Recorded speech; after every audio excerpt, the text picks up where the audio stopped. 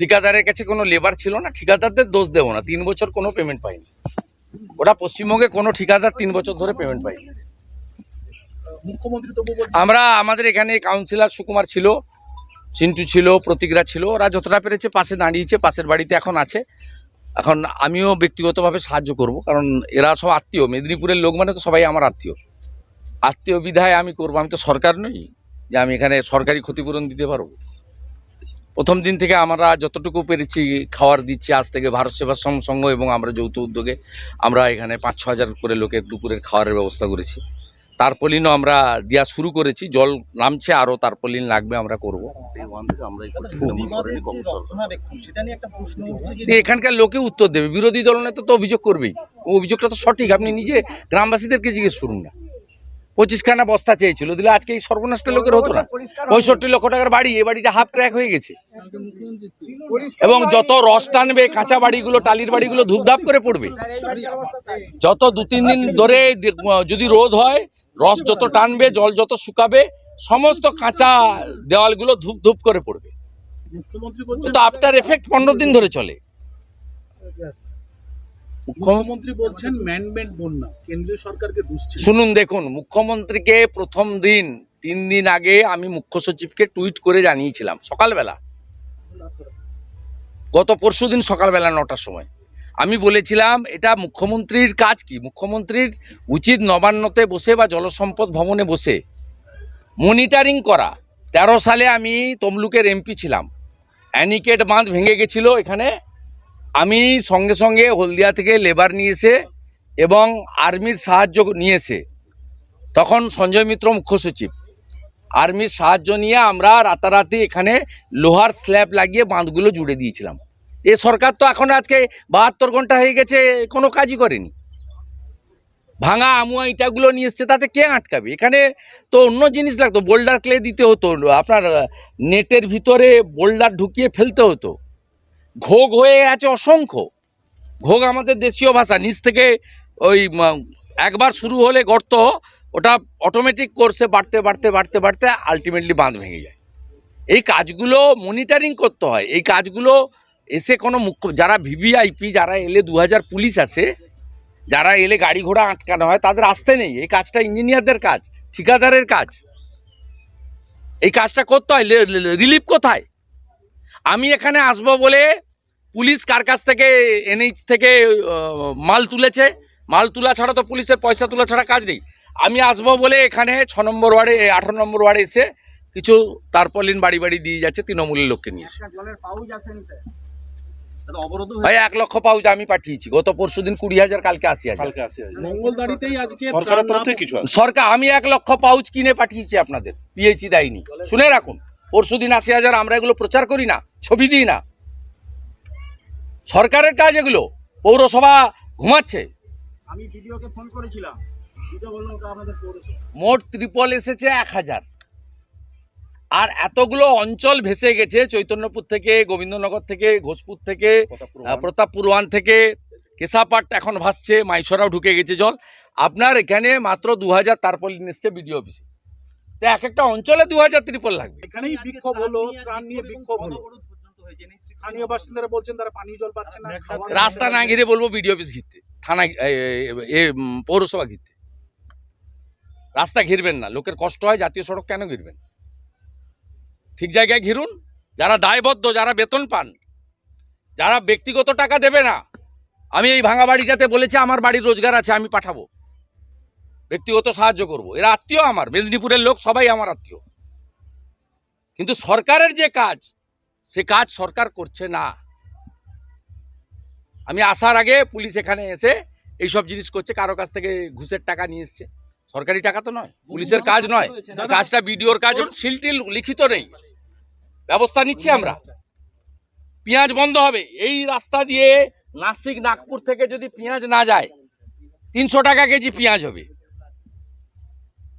এই রাস্তা দিয়ে আসে নাসিক, নাগপুরে, ছত্তিশগড় হয়ে আপনার ঝাড়খণ্ডের উপর চিচিড়া দিয়ে এই দিক দিয়ে গোটা, শুধু এইখানে নয়, ভুটান, নেপাল পর্যন্ত এইটা হচ্ছে রুট, নর্থ ইস্টার্ন। আর ডিবিসির সঙ্গে সম্পর্ক ছিন্ন করুন না, 8টা জেলাতে বিদ্যুৎ বন্ধ হয়ে যাবে। আপনি একটা নতুন পাওয়ার প্ল্যান্ট করতে পারেননি, 1 মেগাওয়াট নতুন বিদ্যুৎ উৎপাদন করতে পারেননি।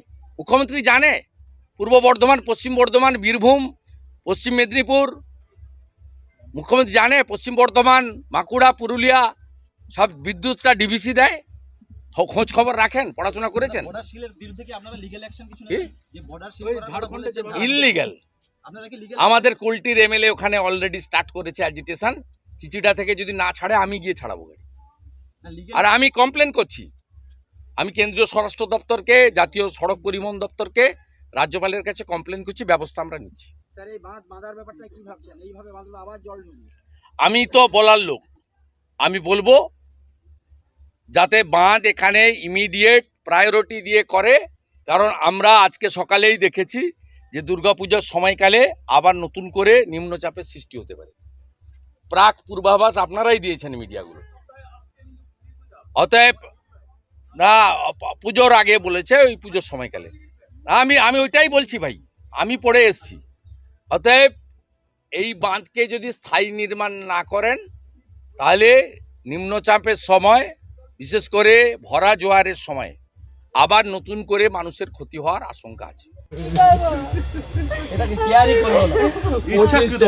25টা চেয়েছিলাম, 25টা কেবলমাত্র বলে এই সময় বস্তাটা ওইখান থেকে আসতে পারিনি, দেখি এতটা জল। আমি মেয়েটাকে নিয়ে কাকা তুমি ওরকম করো না, তুমি তো কথা বলতে গেছো, তুমি আবার ফোনে আমি আপনাকে 5 লাখ টাকা পাঠাবো আমার ব্যক্তিগত।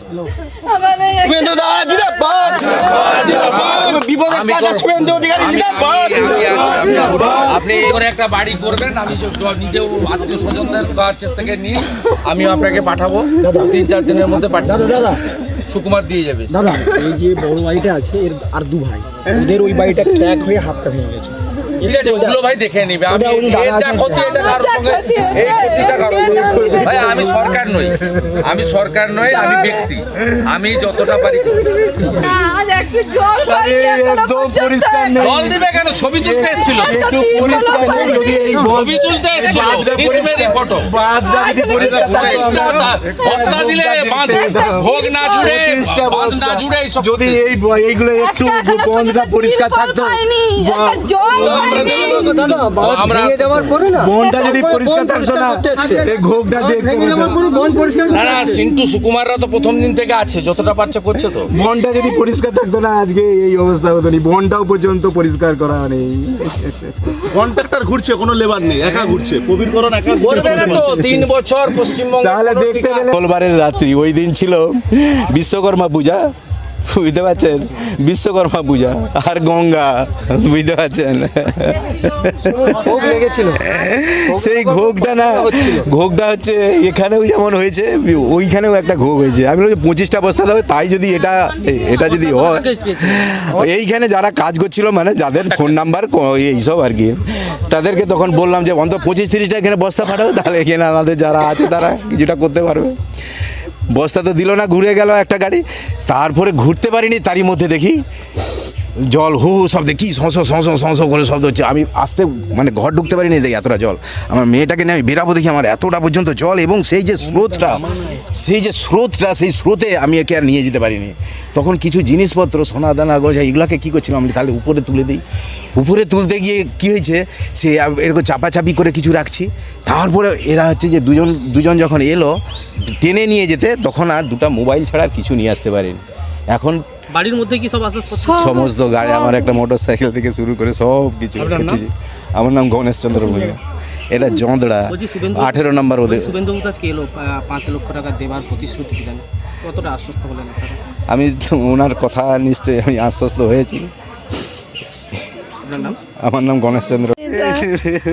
ওইখানে না, ওই সারা রাত্রি ধরে ওইখানে গপ্প ছিল, বানতে ছিল। আমি আমার 2টা বাচ্চাকে নিয়ে এর উপরে বসে আছি। আমার হঠাৎ বললো ভেঙে গেছে, আমি এমার্জেন্সি নিয়ে দেখতে গেছি, বলে আয় তুমি পালিয়ে যাও, ঘর গুছাবে যাও। ও তারপরে এখানে ভেঙেছে, এটা দিয়ে আর আসতে পারেনি, ওটা দিয়ে ঘুরে আসতে আসতে এখানে পর্যন্ত তো তার আগে জোর করে করে ভর্তি হয়।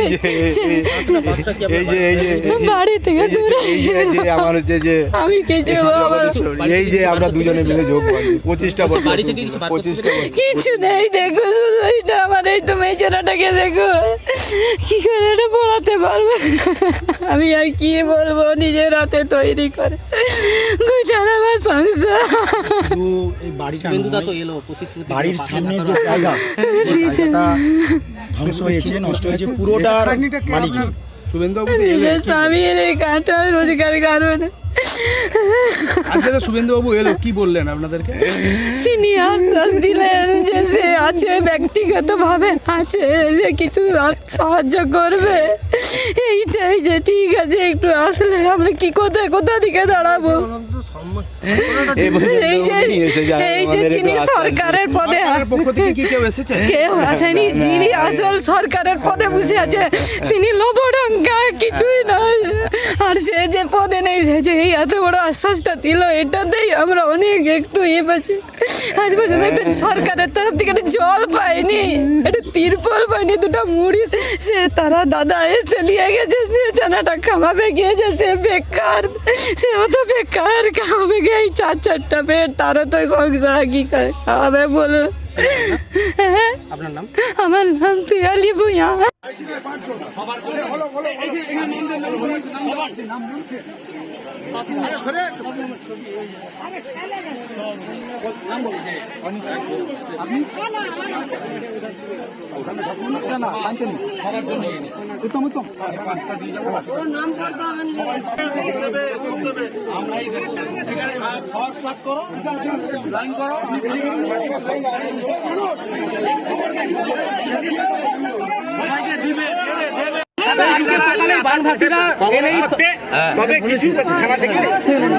থানা থেকে তোলা তুলে মুড়ি দেবেন না, আমরা দেবো।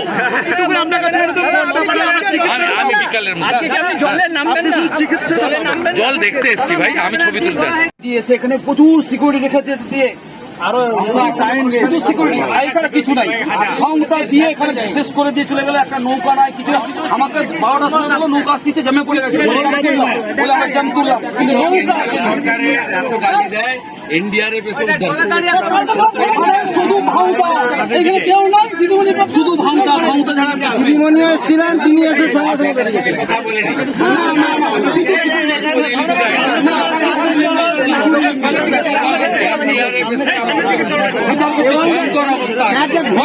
তার কোনো সুরক্ষা করে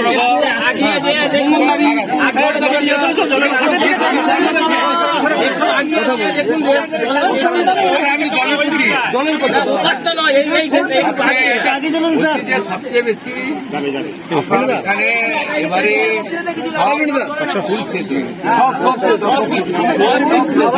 কিছু নেই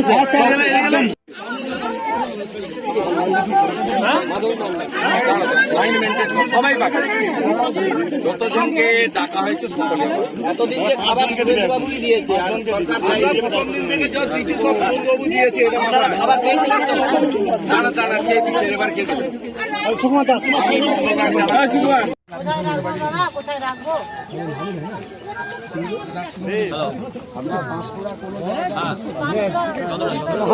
এরকম ভাঙা আমাদের এই দুর্গমটা হতো, বস্তায় দিল না কেউ। কেউ যায়নি তারা।